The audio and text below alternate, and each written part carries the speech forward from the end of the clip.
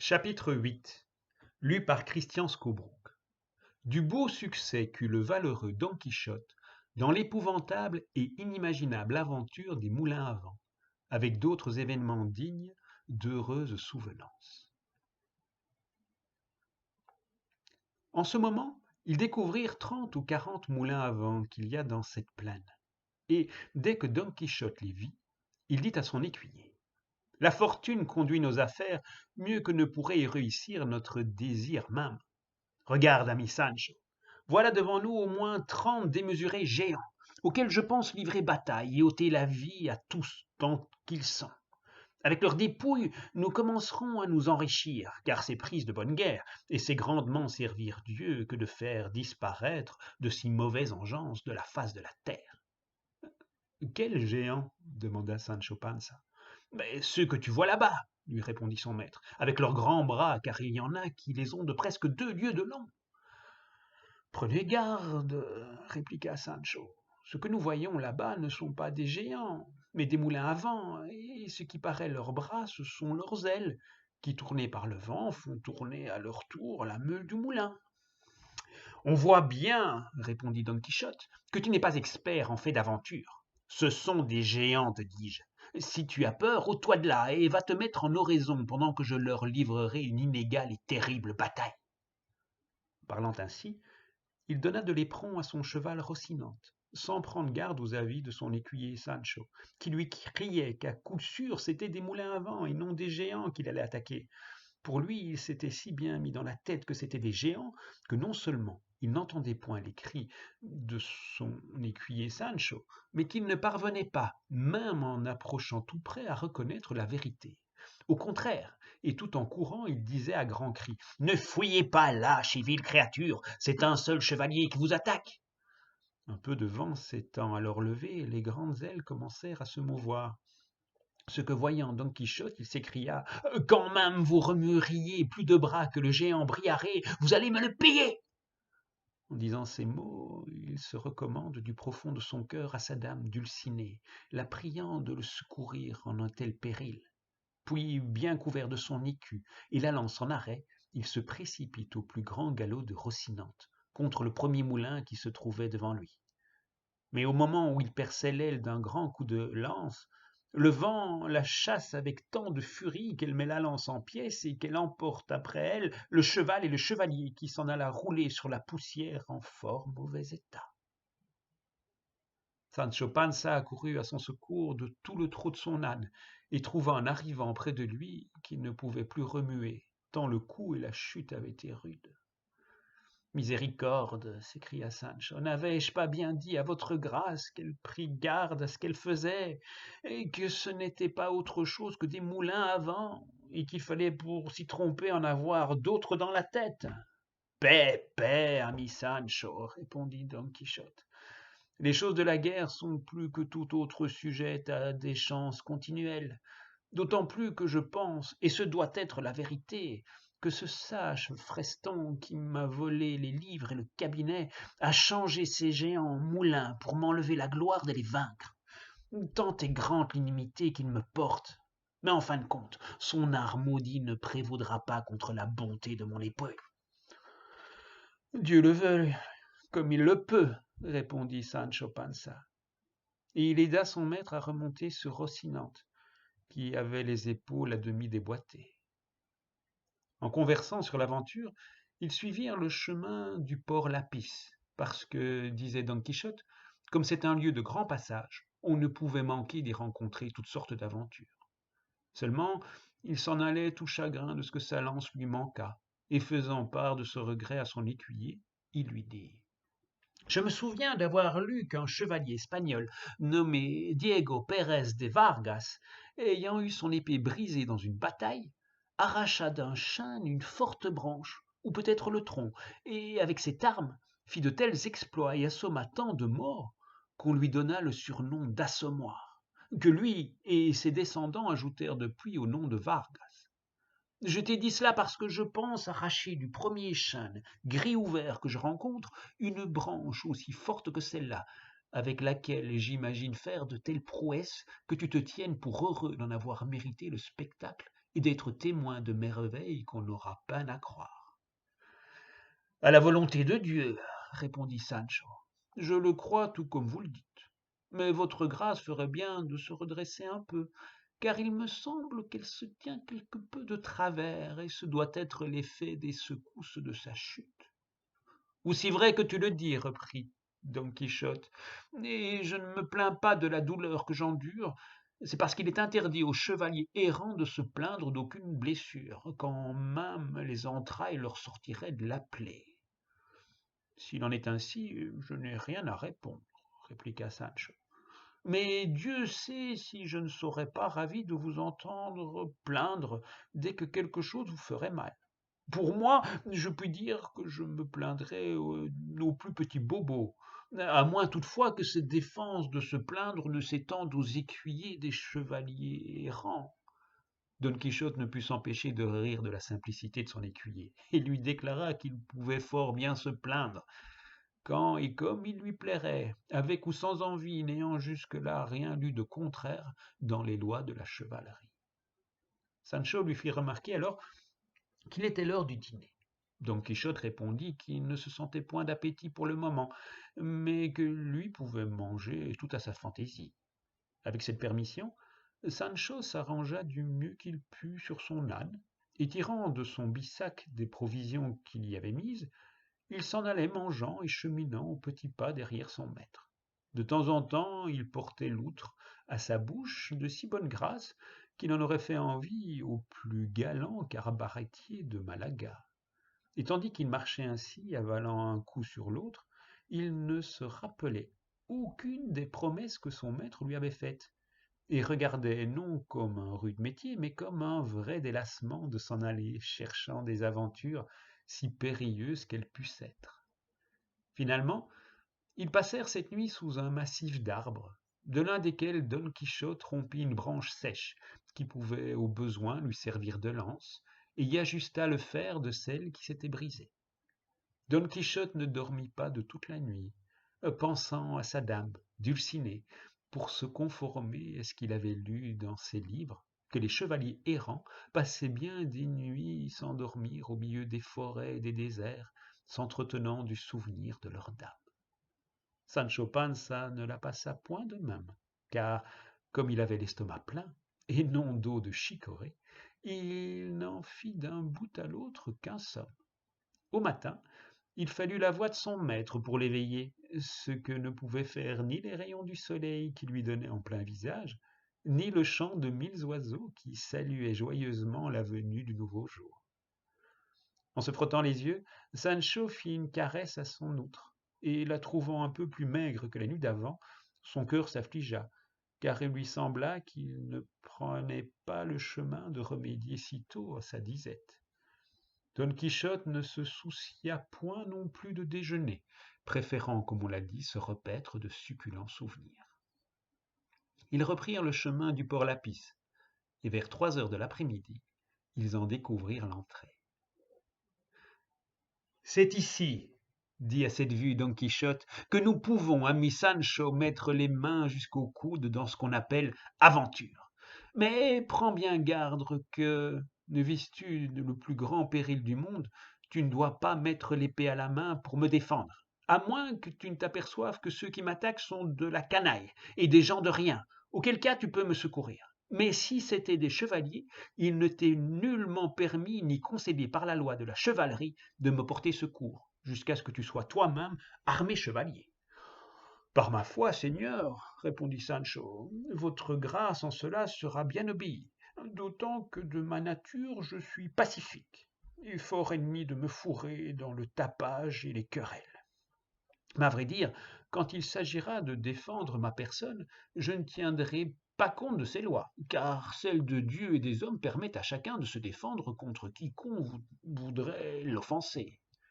Je ne dis pas le contraire, répondit Don Quichotte. Seulement, pour ce qui est de me secourir contre le chevalier, tiens en bride tes mouvements naturels. Je répète que je n'y manquerai pas, répondit Sancho, et que je garderai ce commandement aussi bien que celui de chômer le dimanche. En devisant ainsi, ils découvrirent 2 moines de l'ordre de Saint-Benoît, à cheval sur 2 dromadaires, car les mules qu'ils montaient en avaient la taille, et portant leurs lunettes de voyage et leurs parasols.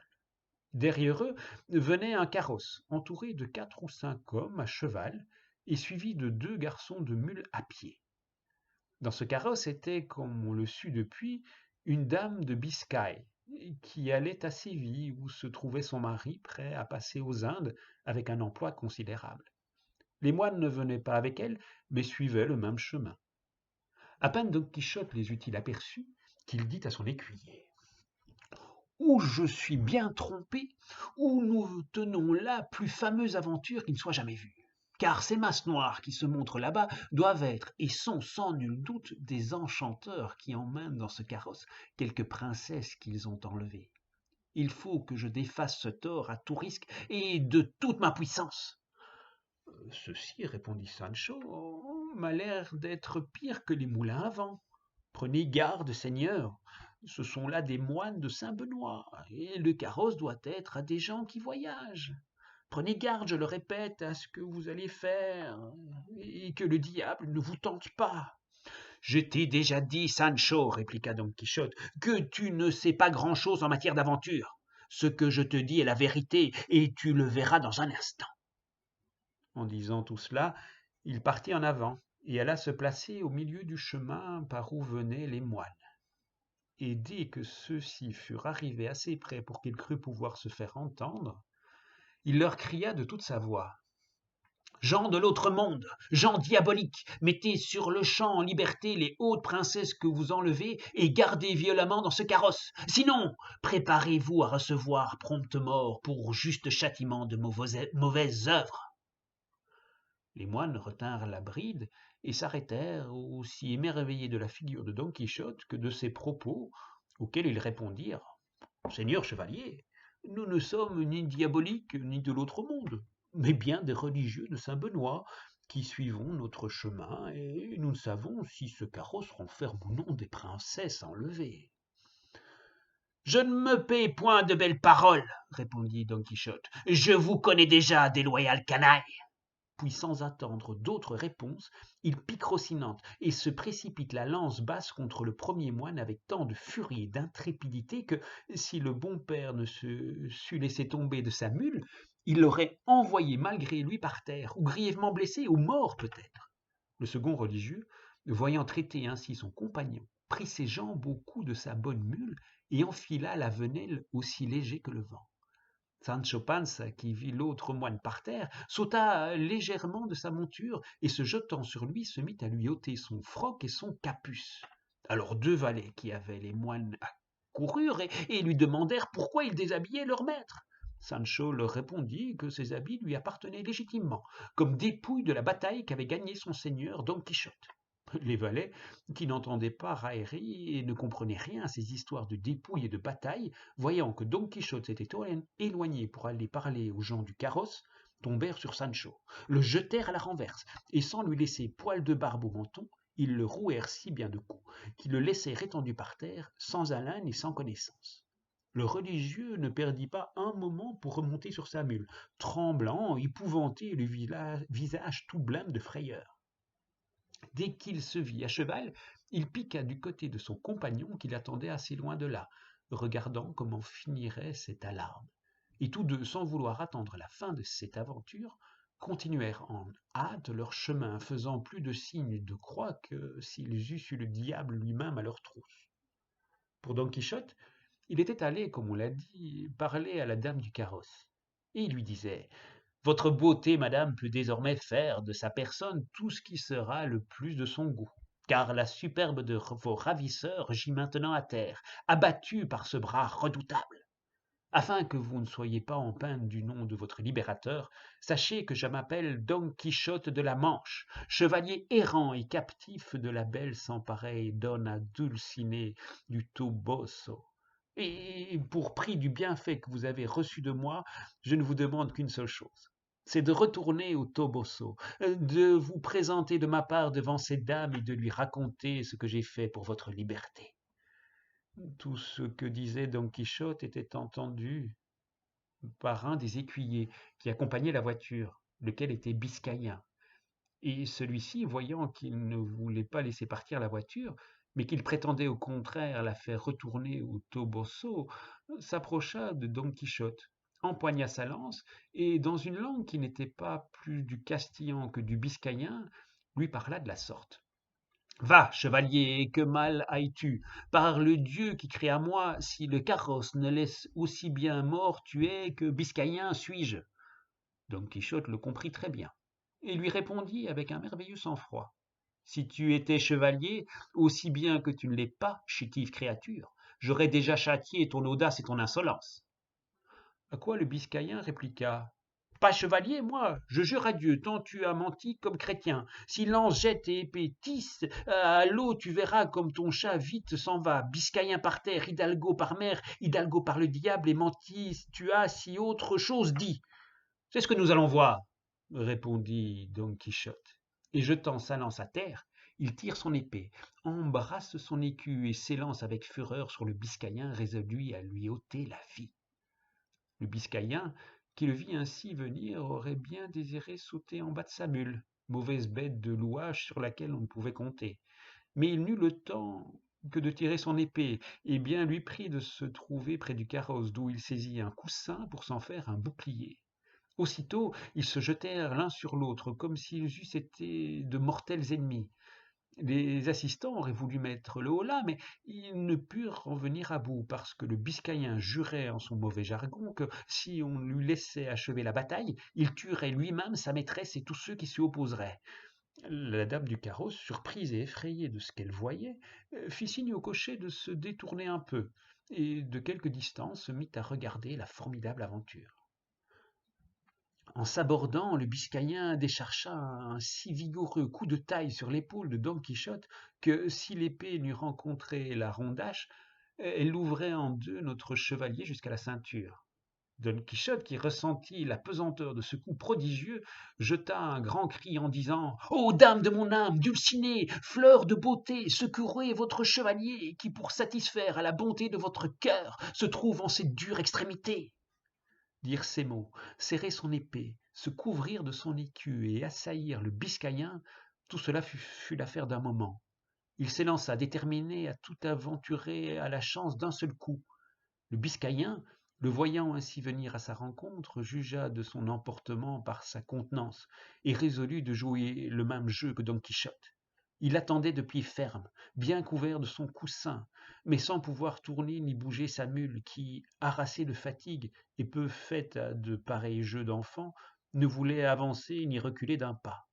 Ainsi donc, comme on l'a dit, Don Quichotte s'élançait, l'épée haute contre le prudent biscayen, dans le dessein de le fendre par la moitié, et le biscayen l'attendait de même, l'épée en l'air et abrité sous son coussin.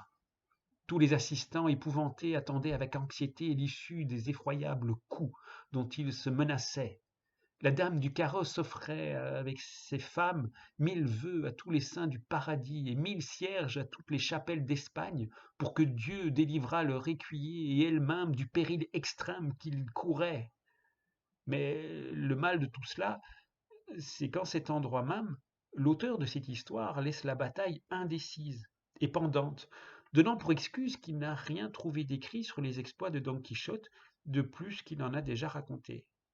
Il est vrai que le second auteur de cet ouvrage ne voulut pas croire qu'une si curieuse histoire fût ensevelie dans l'oubli, et que les beaux esprits de la Manche se fussent montrés si peu jaloux de sa gloire qu'ils n'eussent conservé dans leurs archives ou leurs bibliothèques quelques manuscrits qui traitassent de ce fameux chevalier.